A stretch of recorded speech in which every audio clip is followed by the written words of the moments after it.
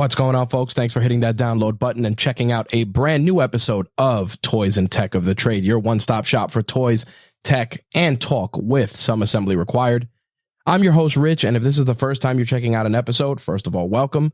Second, a bit about what we do here. Toys and Tech of the Trade is an interview series where we sit down with content creators, entrepreneurs, and just awesome folks that are on our radar and discuss the gadgets, the gear, and the tech that they use to run their business, create their content, and more importantly, be more productive. Now, when it comes to toys, it's not the usual action figures and stuff like that that you can buy at your everyday toy store. Everyone's definition of toys is different. From the person who collects guitar picks to the person who likes kitchen knives or samurai swords, everyone's definition of toys is different. And we like to embrace the toys in a more general sense versus just the usual stuff you can pick up at your normal toy store. It allows us to connect with our guests on a more personal level, and it just breaks up a lot of the business and entrepreneurial talk that happens throughout the interview. Now, with that out of the way, let's get into some housekeeping. So first off, I'd like to take a moment and wish everyone a happy Thanksgiving. By the time this episode comes out, it'll be a few days after Thanksgiving. And, there's a lot to be thankful for. And I wanted to just take a moment and really just acknowledge that. 2020 and 2021 have been very, I don't want to say super difficult for me in light of a lot of just personal stuff going on. But the fact is that in the midst of all of these different hardships and roadblocks along the way, I've really appreciated the fact that I've been able to do so many other things and also just grow creatively. And as an entrepreneur, I decided this year to take RageWorks and the work we're doing to another level by actually forming a tried and true business. RageWorks LLC is a legitimate entity now, doing all the due diligence to diversify what we're doing with the RageWorks brand, from our podcast network to our website to future projects that we are working on. I think the fact that the last year or so has afforded me this opportunity to do that is something I am incredibly thankful for. I'm also thankful for the fact that there have been so many people that have been supportive of all of these crazy endeavors, from my wife and my family and my closest friends to our listeners and our community that, they like our stuff on Instagram. They review our episodes. They check out our content. They engage, whether it's with me or some of the hosts on the RageWorks podcast network, who I am truly grateful for, because while, I got the RageWorks name out there, a lot of the successes that have come to the network have been, I got to be honest, have been alongside so many of the great hosts and creators that work with us. Guys like Jay Santee, the crew from the Eat for Life podcast, Ben and Taylor from Black is the New Black, Matt from Trek Untold, Olski from the Funko Hub podcast, Josie's boy who did Call Me When It's Over,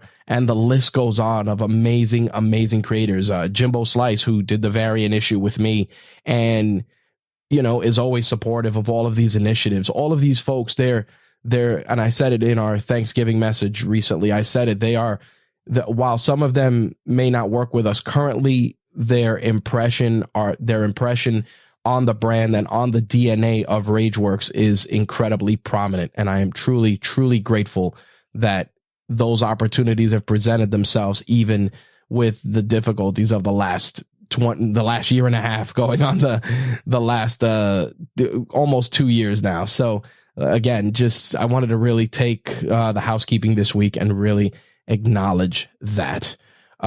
This week's guest is an incredibly unique and talented individual, and we're going to take a deep dive into something that I'm still learning about, but you know what, is a hot button topic for many people, especially in the midst of the pandemic and everything else, and that is crypto.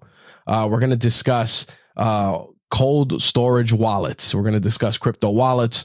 We're going to discuss different types of cryptocurrency, how you can protect your cryptocurrency, and much more. So if you're looking to learn a little bit more about crypto, definitely enjoy some of the stories and some of the lessons from this week's guest. There's also going to be a lot of talk about different types of cryptocurrency. As always, this is for informational and entertainment purposes only. None of the stuff here is financial advice. Anything I do share regarding my own portfolio or anything else is exactly that, just my experience in the space. And as always, do your due diligence, do your own research before in getting involved in crypto or any other financial investments. All right. So with that little disclaimer out of the way, let's turn things over to this week's guest.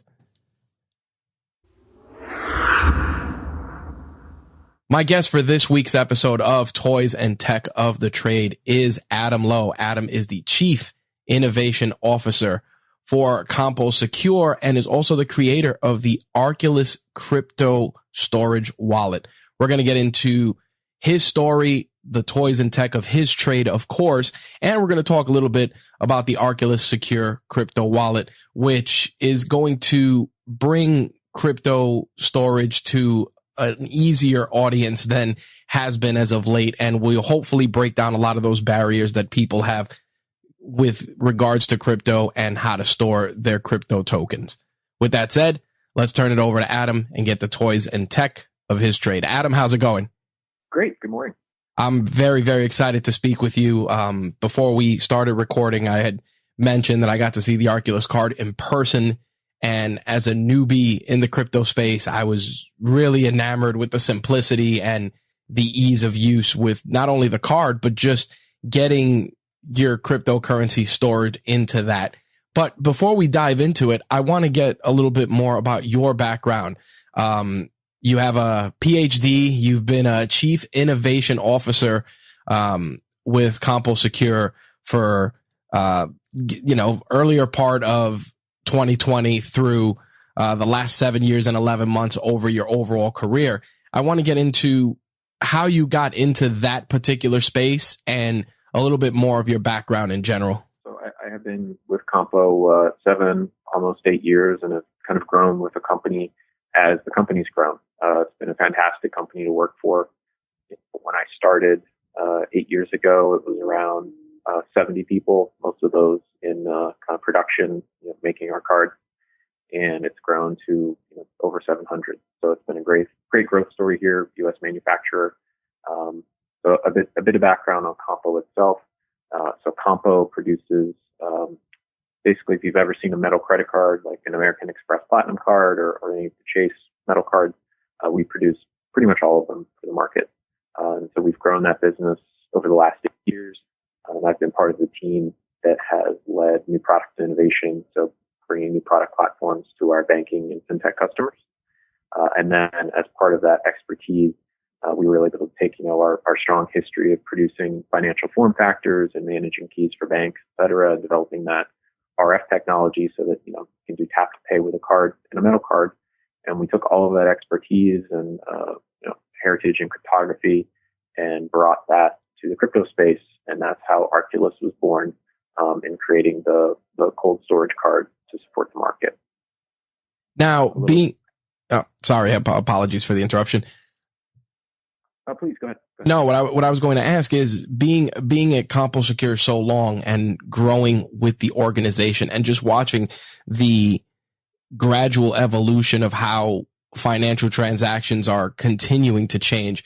I want to know, especially from your perspective as someone behind the scenes, what was the tipping point for you being in this business to even want to venture into the crypto space? What made it that you woke up one day and you said, man, we need to get in here?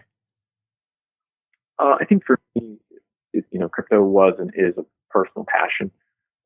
There were two things that really drove me to pursue it. One was kind of the empowerment of the individual. Like we like to say, your keys, your crypto. You're literally holding the keys to your crypto in your hand. And, it's a global currency, right? You can send it just as easily across the street as you can send it around the world, with no middleman, which was really interesting to me. So, the ability to kind of empower individuals globally, is one aspect of crypto that really drove me to it. The second was, at least for a lot of the currencies, that it's a fixed supply, truly fixed supply. So that, it is a true hedge against inflation, and it isn't susceptible to a lot of the inflationary pressures of traditional government issued currencies. So those two factors really drove me to think that crypto was going to grow in a big way, and it has from a currency side. And then for something like Ethereum, which is smart contract based, that platform to develop on was also very fascinating, right? You have this electronic independent arbiter, right, of smart contracts, and then you can use that system to deploy, any contract between two or multiple parties. And the combination of those things, the ability to do spending, savings, tokenize things, have this, virtual state machine, as they say, just that whole ecosystem was incredibly fascinating to me. And given our history of security, I thought we were well positioned to secure all of it. I think one of the craziest things, especially in the midst of the pandemic, was a lot of people were sitting home. A lot of people were doing their due diligence, learning about crypto, and realizing that, the Bitcoin, the value of Bitcoin has just skyrocketed. Ethereum has skyrocketed, and people, they're really trying to, as you said, to have real control of their financial situations. But with that, I know that there are their own challenges. What are some things that you've seen with the adoption of crypto, especially on a more mainstream perspective? What are some of the challenges you've seen so far in the space that you feel over time are going to be, they're going to be less? Sure. So I think the first challenge is just understanding what everything means. There's a lot of jargon and a lot of parlance, and things have changed over time. Protocols have improved. So if you find a very old article, it may be less relevant than new information. So a lot of the industry is geared towards now is onboarding people, making sure they understand how the ecosystem works, and using the ecosystem in a safe way. One of the most important things is safety and security. So if someone has their crypto on a centralized exchange, they need to understand that centralized exchange is essentially the custodian of their crypto. So they don't control the keys in that situation, thus they don't really control the crypto. And if their password gets compromised, the crypto's gone and it's not coming back. So, it's really critical, in my opinion, that as people enter the ecosystem, they understand how and who is controlling their crypto and what can and cannot happen. Just to add a little clarity for people new into that space, centralized exchanges, you're referring to entities like Robinhood, Coinbase, etc., correct? I am. Okay. I try not to name names just for various reasons. No, of course. Those are prime examples of custodians. Yep. I wanted to explain that because a lot of times people, especially as I said, in the current climate, they've jumped into these applications. I'll name names just because I'm a user, like Robinhood, for instance, and they see, oh, I can get into crypto, and what they don't understand. And even I, learning as I said before, realize like they're holding it for you. It's not yours. So until you can get it off of those exchanges into a wallet, that crypto is going to essentially be held there. And to your point, if something gets compromised, your system gets compromised, your passwords, etc., like that money that's in there is gone. Yep. And if it's on the user, meaning it's due to poor password hygiene, etc., they're not giving it back. But those centralized exchanges will not replace your Bitcoin if it gets drained. Okay. Now that we've addressed that elephant in the room, because I'm sure a lot of people, they probably are going to freak out hearing that. Security, especially in the financial space, is very important. And your company has been pretty much at the forefront of trying to make sure that the new forms of payment and the new adoptions that are being implemented are as secure as possible.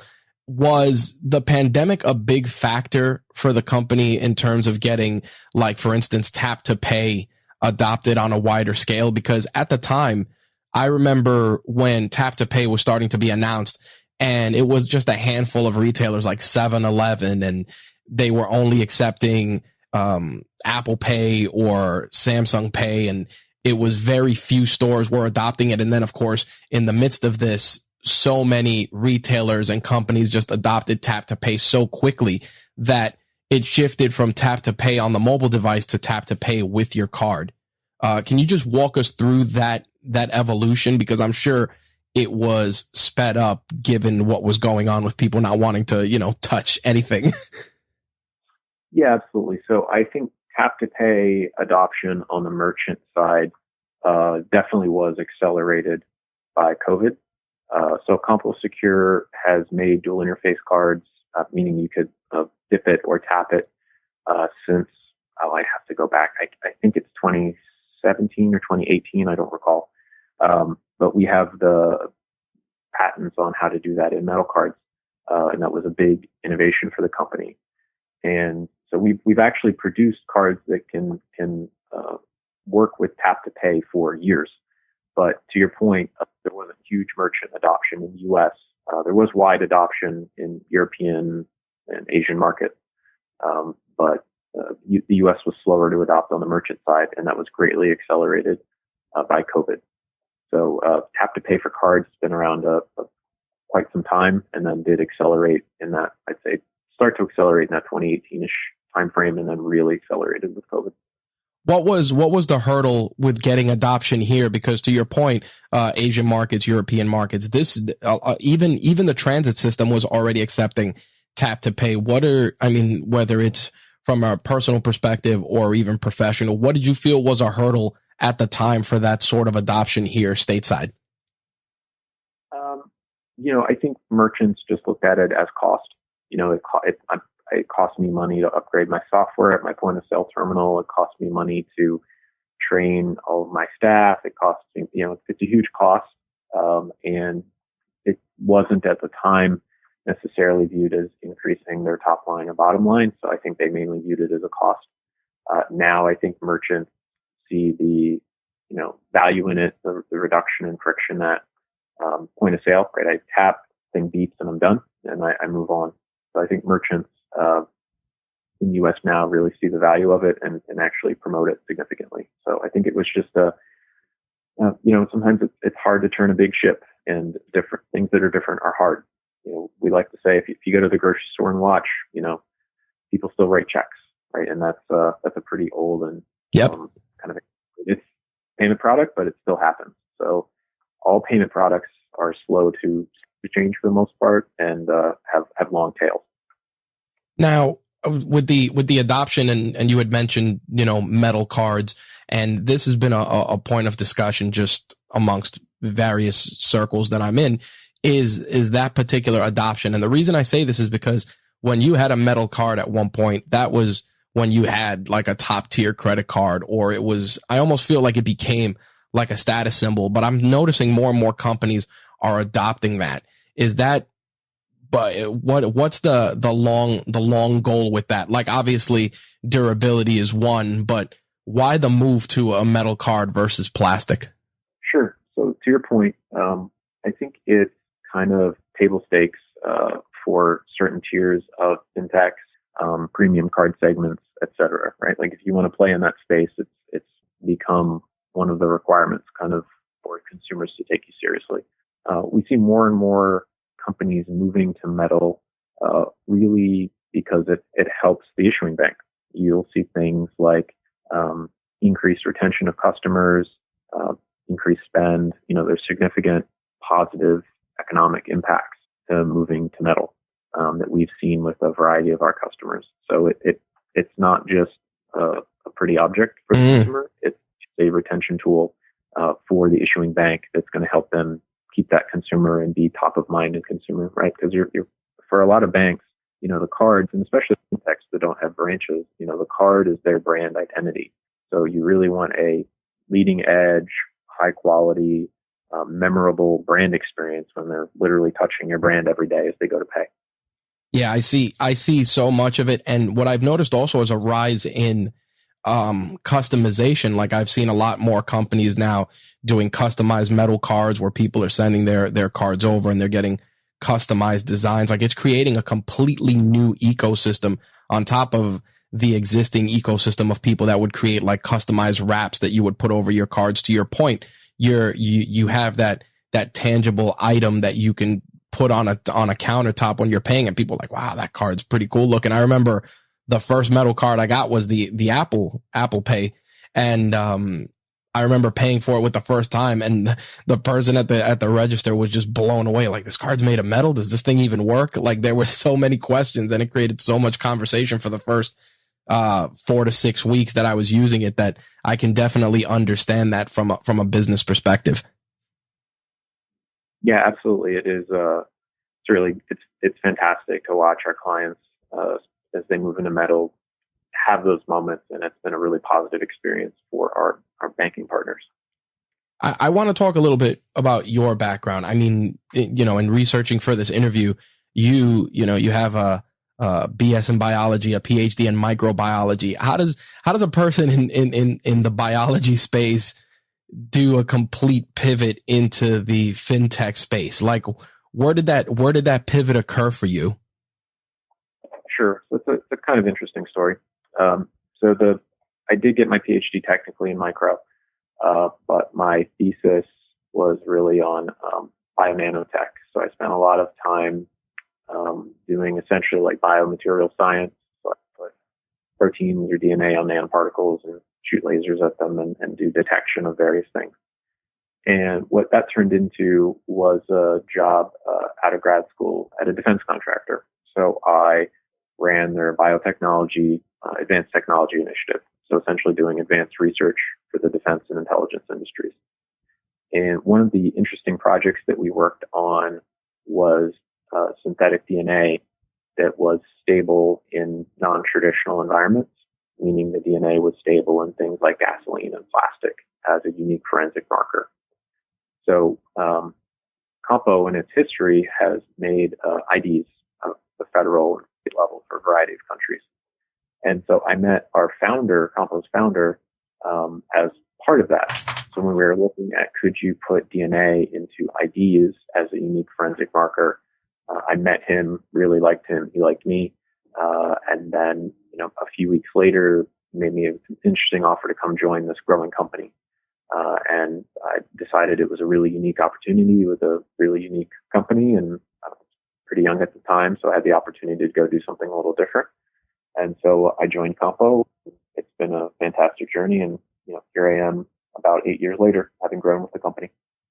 That is a crazy story, and now it unpacks another question about using DNA in non-tangible and non traditional environments.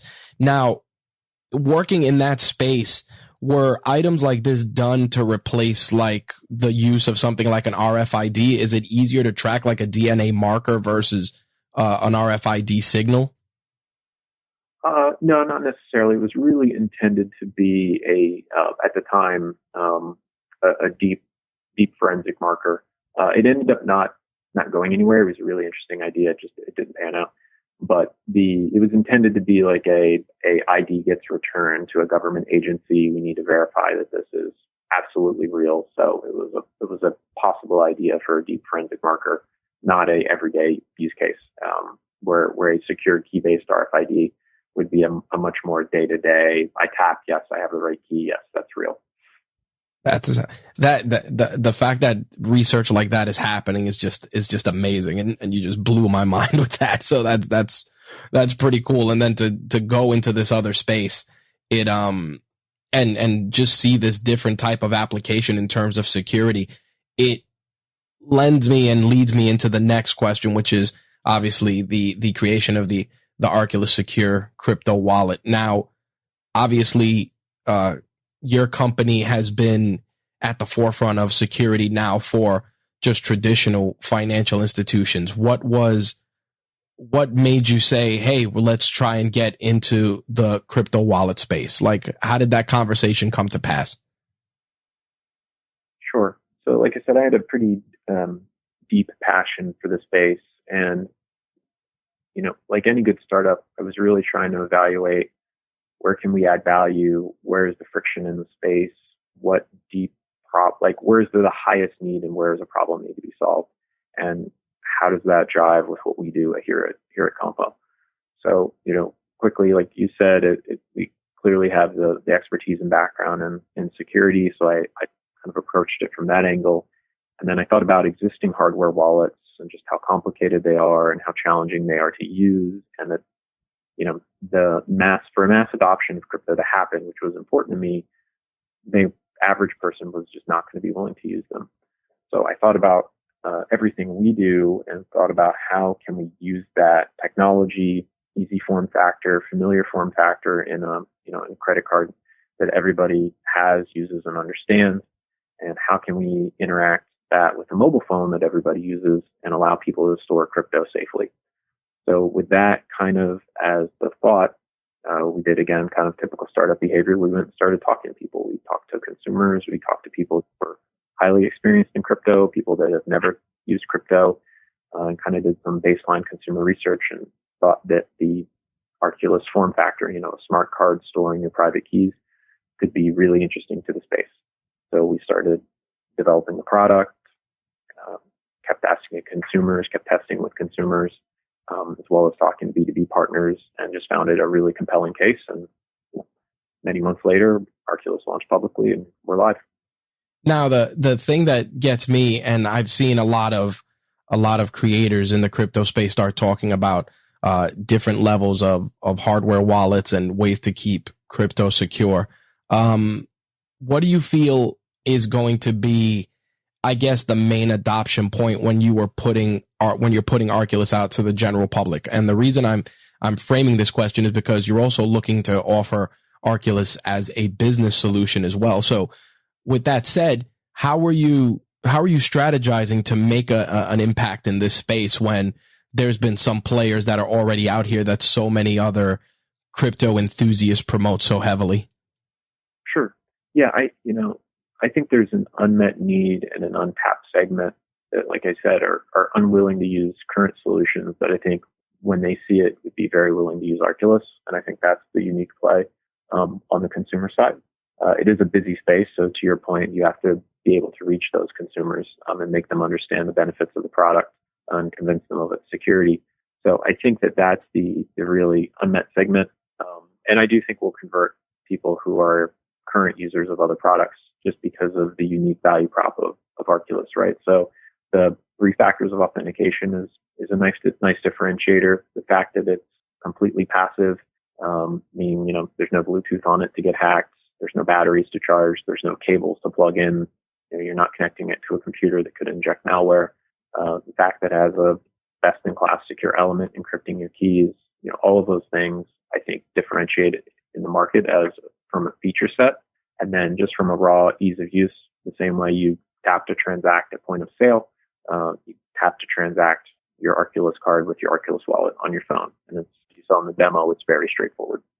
Now, I know that as we researched for our conversation, we saw that a lot of the breakdown of how many different tokens and cryptocurrencies you're able to send. The thing about it is that I know a lot of people, and I noticed this especially with certain content creators on YouTube, were like, oh, it doesn't support this token, this crypto, that crypto. But the thing about it is that crypto is constantly evolving, and this is more an opinion question, but if you've been around the retail space, you know that, like, for instance, when Blu-ray started, you have Blu-ray and HD DVD, and over time, Blu-ray became the dominant format. VHS, Laserdisc, Beta, same thing. Little by little, one remaining champion in that space was there. With crypto, do you see that becoming the case down the line?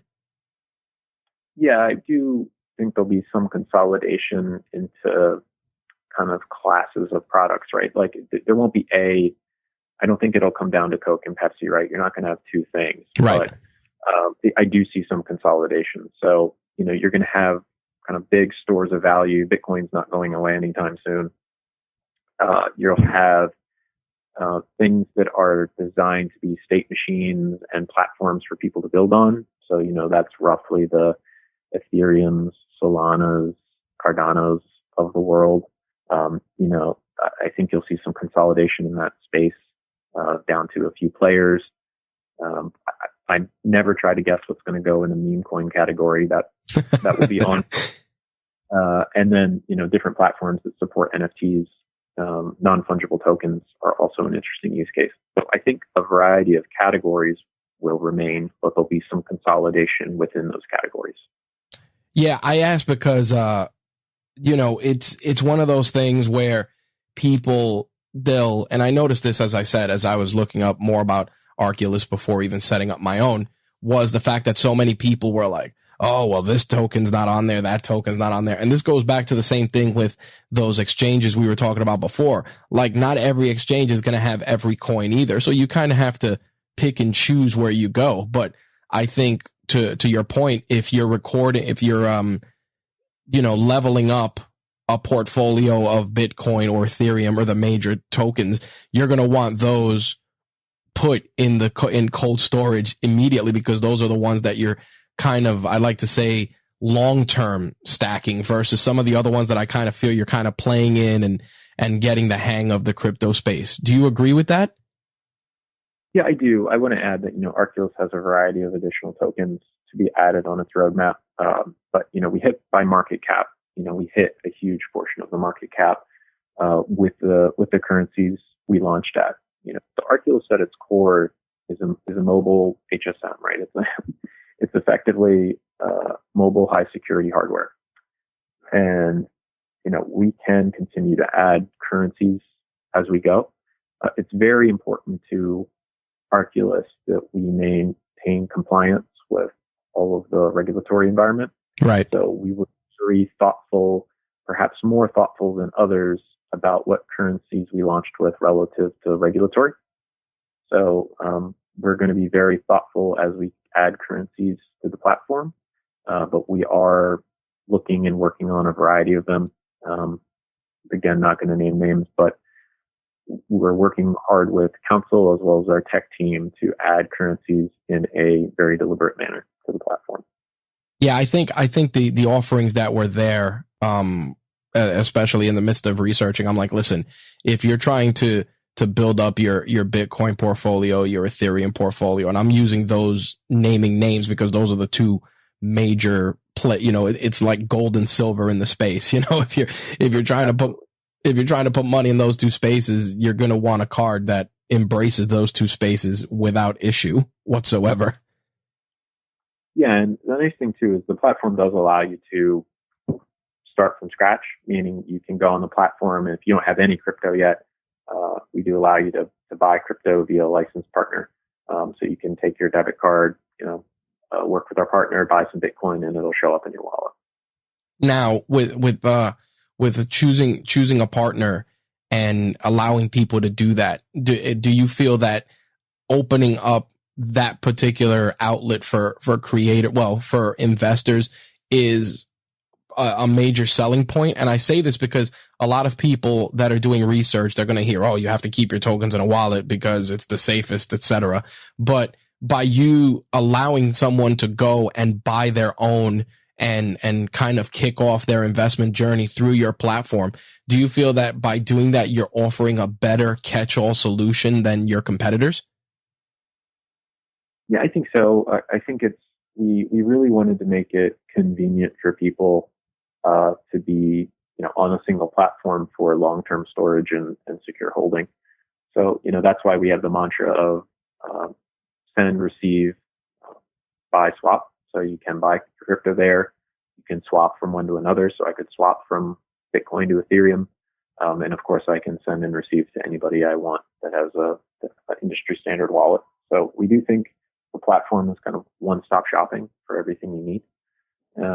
And yeah, we're really proud of it. I was reading, obviously you can purchase the Arculus card directly from the company. I wanted to know, do you see whether short-term or long-term people being able to walk into a retailer and buy a crypto wallet? Yeah, I mean, that is definitely in my vision. I would love to walk into a brick and mortar store and see Arculus cards hanging on the shelf, right? And all the lovely instruction kit telling you how to get started. Right. And we needed to launch on web because that is the place to launch, and that's where the most, I think, interested users would be. But there's no reason that an Arculus card shouldn't be hanging next to the cash register at an electronics store. And there's no reason it shouldn't be on other e-commerce stores. And that's definitely on our vision and on our roadmap. And as adoption continues, I think you have to be there, because if it's just this web platform, you're not going to reach a certain segment of society. I think it needs to be in retail outlets as well.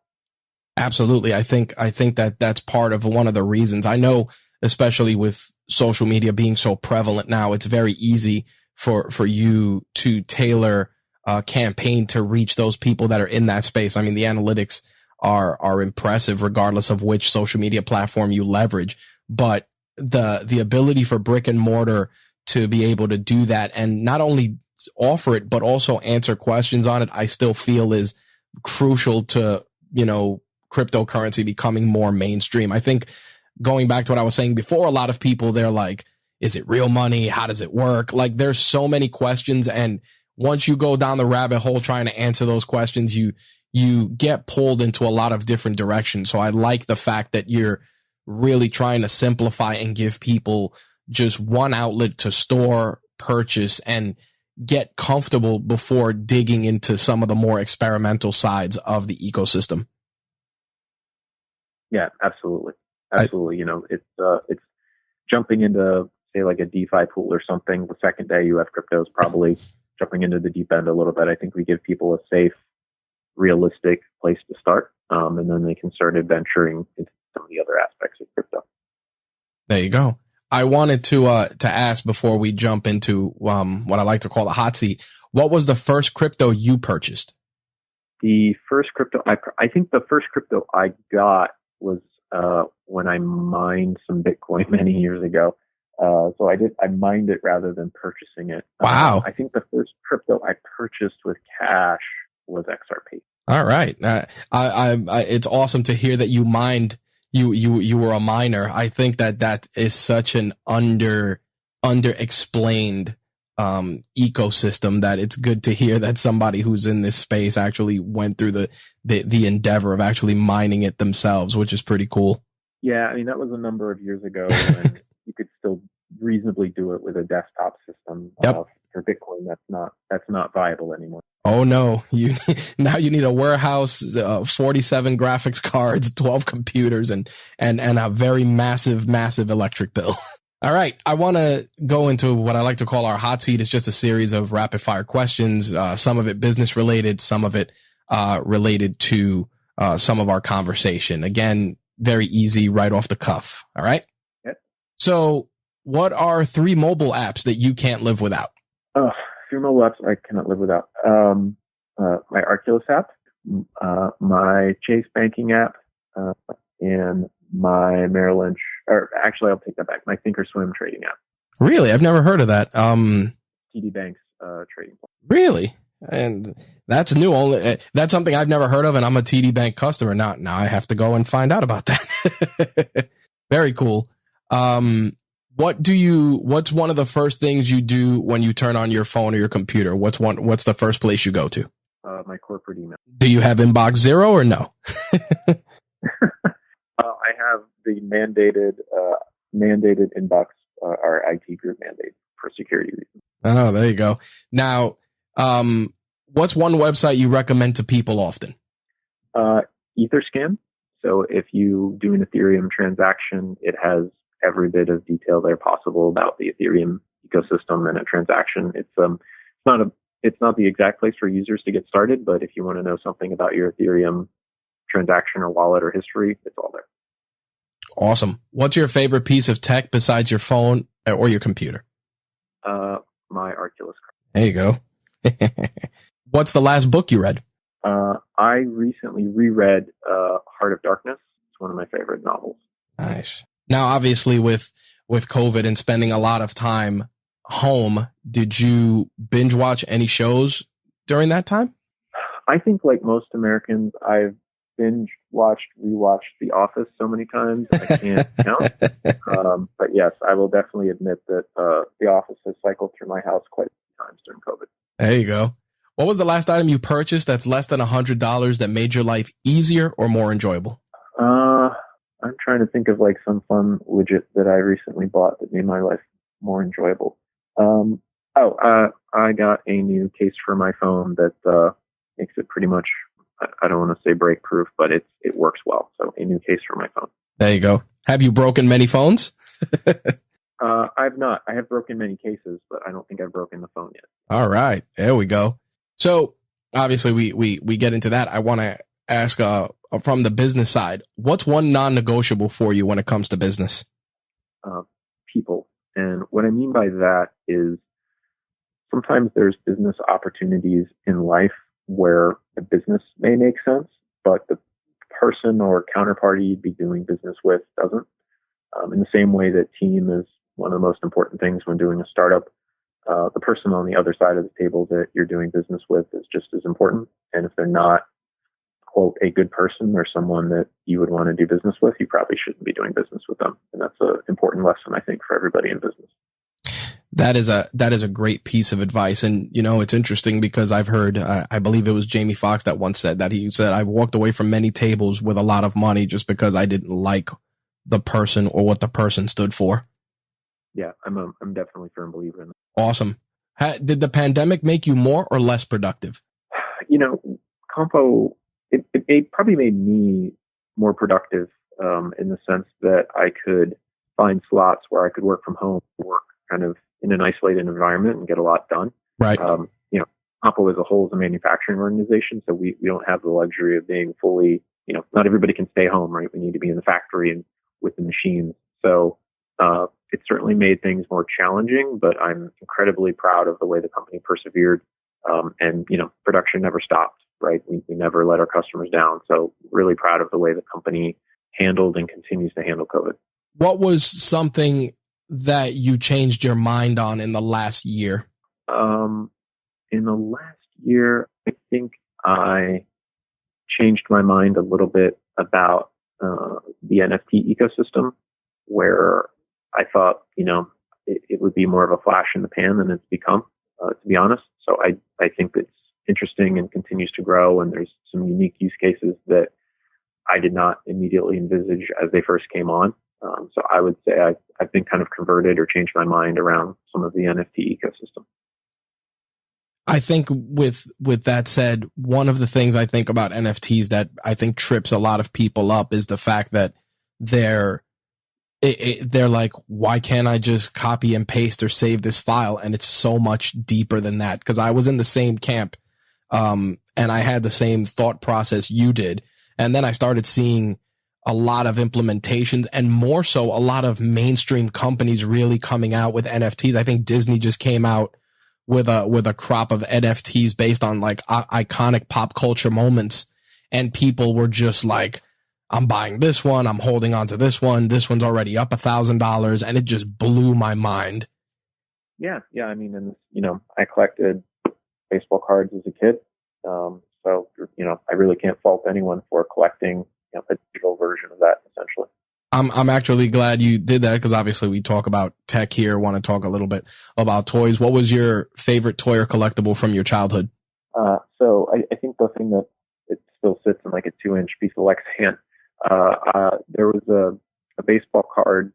Pinnacle was a brand of baseball cards when I was a kid, and they at one point gave away the press plates that were used to actually print the cards. It was a relatively rare pull, and I got one of Larry Walker, so that was a prized possession of mine as a child.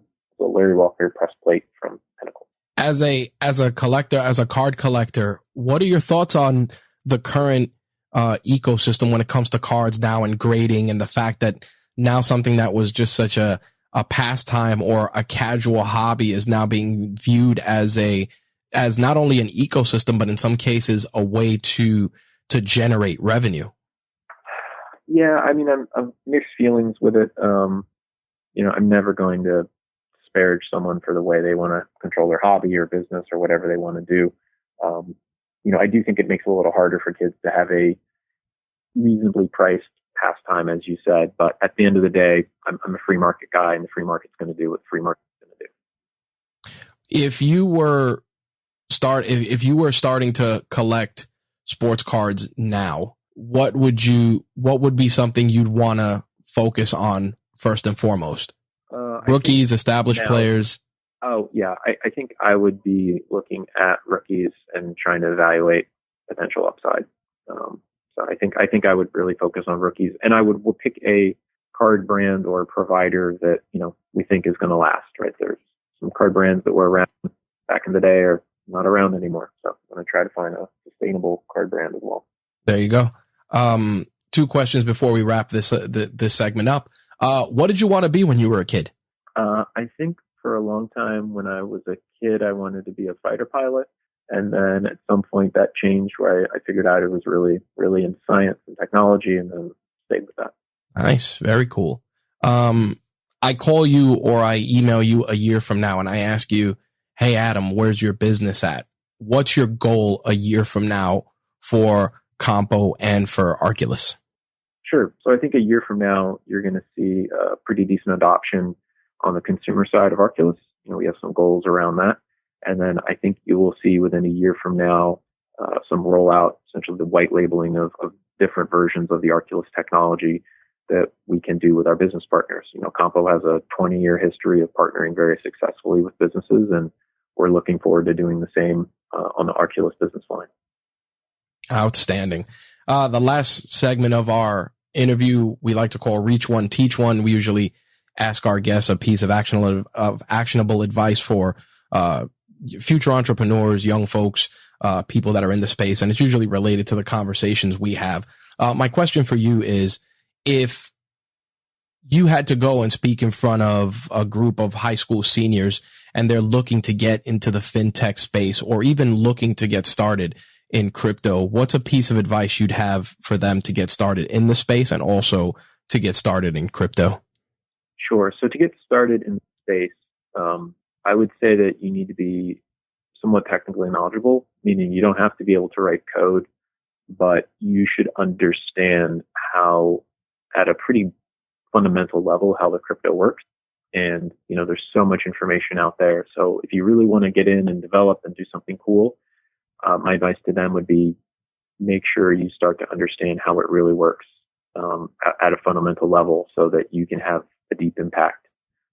Getting into fintech or startups in general, I would ask those high school seniors to Google Lean Startup, because it really walks you through the mentality of finding a friction point, drilling down on it, talking to the people they affect, getting real feedback, and then moving forward and pivoting and iterating around that. So that would be my advice to high school seniors. Outstanding. That's a great way to close things out. Last but not least, of course, Adam, where can people find you, connect with you, and of course, find out more about Arculus? Sure. You can learn more about Arculus at getarculus.com. Our social media tag is @thisisarculus. And if you want to connect with me directly, you can find me on LinkedIn, Adam Lowe. And that's probably the best way to find me. Outstanding. Adam, thank you for taking the time out of your very busy schedule to share the toys and tech of your trade. Thank you very much. What a dope conversation with Adam. I think that there were a lot of great gems you can take from this conversation and apply to any thoughts on crypto, researching cold storage wallets, all of the above. We're going to include links to connect with Adam, and we're also going to include links for you to pick up the Arculus card. We actually picked one up, and we're going to be putting some pieces out on the site and probably on our YouTube channel, just sharing our experiences with it. As somebody who's still relatively new in the crypto space, I'm trying to find ways to not only learn about it and apply it quickly, but also be able to pass on the information to my friends, my family, my peers, etc., that are looking to get into the space and have some questions. And one thing I got asked often was about wallets and storing your cryptocurrency. And again, there's so many out there. They're all great. They all have things that I like about them and I dislike. I think in the case of the Arculus card, I just like the easier form factor, the ability to keep it on you, and, the things of that nature. But keep it locked to Rageworks for all of that stuff regarding our experiences with the Arculus card. We'll definitely make sure to share that. And as I said, you'll be able to connect with Adam via the links in the show notes for this episode, and any of the items that we discussed, as always, will have links. Some may be affiliate links, which, as always, if you click them, we receive a small commission that helps us out and allows us to continue to put amazing content out and grow the Rageworks brand and all of the Rageworks properties that are associated with the brand, of course. Before we wrap things up, a few things. I know a lot of folks have been asking for the holiday gift guide. That will be the next episode that we will be dropping before an episode with this week's guest. I wanted to originally drop it for Black Friday, but I didn't want to put the pressure on anyone to have to buy it during that particular window of Black Friday or Cyber Monday, etc. So a lot of the things we'll be sharing in the gift guide are just tools and different things that we have used or are in the process of using that we think would make great gifts for your fellow creators and entrepreneurs, or hell, maybe you want to just treat yourself. And if that's the case, hopefully we'll include some awesome stuff with that as well. Now, it's not all going to be podcasting stuff. We're going to definitely include podcasting, different content creation stuff, fun things, cool gadgets that just make people happy or make just make people feel better, not necessarily, again, business related. There'll definitely be plenty of products and services and things that we're digging that we're going to share, but then there'll be some cool stuff as well. Lastly, a little bit of a personal note. I actually am going to be teaching, starting within the next few days. I'm actually going to be teaching at a facility in Brooklyn, and I'll be teaching podcasting to a group of young people that are looking to make their mark in the space and get the ball rolling with regards to creating their podcasts or just leveraging podcasting for other aspects of their content creation journey. I'm really excited for it. I think that one of the best things you can always do is pay your skills forward, and a lot of people did that with me, and I'd like to return the favor and hopefully create or help at least start the journey for the next generation of creators. So I'm really excited for that. I'll probably share a little bit more of that in the coming episodes. Maybe I'll try and do like a solo episode and kind of share some of that stuff with you folks, because I know some of you like those personal stories, and again, they tie to entrepreneurship and just being a better business person, whether you're a creative or not. So we'll definitely try and share some of that as well. So keep an eye out for our holiday gift guide. It should be coming out within the next few days after the release of this episode. And then we have an amazing, amazing guest on deck. Season 3 of Toys and Tech of the Trade is definitely going to have a lot of different, unique, and exciting guests from all walks of life. And I'm really excited to share them with you. All right, enough rambling. Let's wrap things up. Thank you guys for listening. And as always, you can find Rageworks on any of the social media platforms, so feel free to hit us up. And if you got a moment and you enjoyed this podcast, take a second, give us a rating on iTunes. We'd really, really appreciate it. All right, guys, I'm out of here. Thanks again for listening. See you in the next one. Peace.